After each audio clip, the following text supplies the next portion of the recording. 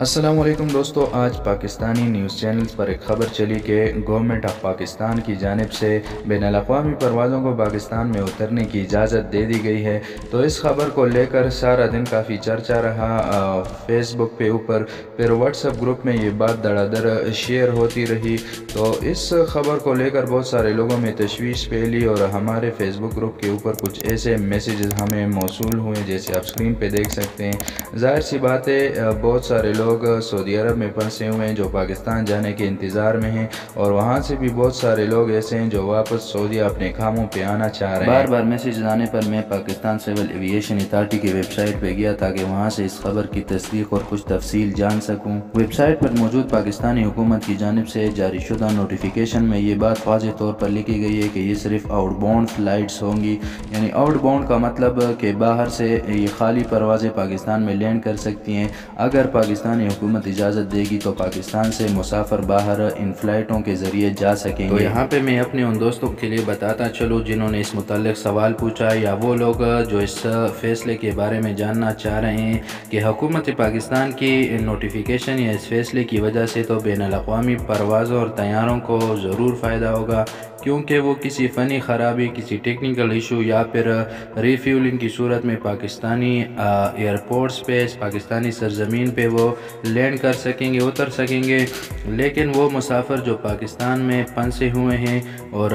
چھٹی ختم ہو جانے کی وجہ سے وہ اپنے کاموں پہ واپس لوٹنا چاہ رہے ہیں، یا وہ لوگ جو دنیا بھر میں پھنسے ہوئے ہیں اور پاکستان واپس آنا چاہ رہے ہیں، تو دونوں صورتوں میں مسافروں کے لیے اس فیصلے سے، حکومت کے اس نوٹیفیکیشن سے کوئی خاطر خواہ فائدہ ہونے والا نہیں ہے، کیونکہ کرونا کی وبا پھوٹنے کے بعد دنیا بھر سے مسافروں کی آمد و رفت یا ٹریول کے معاملے کو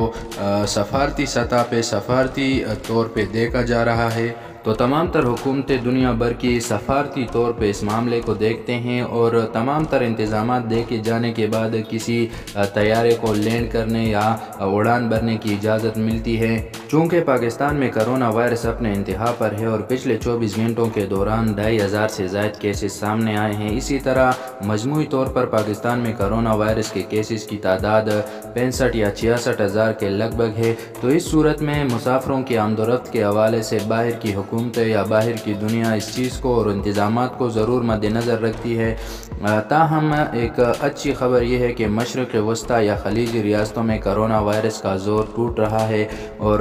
آئندہ کچھ دنوں تک مزید اچھی خبریں آ سکتی ہیں، جیسا کہ الحمدللہ سعودی عرب اور متحدہ عرب امارات سمیت دیگر ریاستوں میں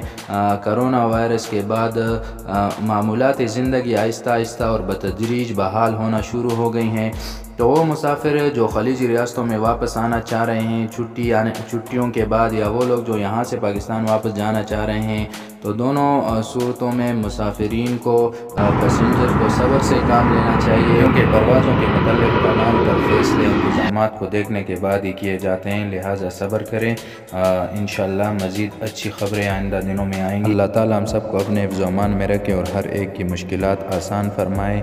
جاتے جاتے اس چینل کو ضرور سبسکرائب کریں، کیونکہ یہاں آپ کو سعودی عرب اور دیگر خلیجی ریاستوں کے متعلق مصدقہ معلومات اور درست خبریں ملتی ہیں۔ اللہ حافظ۔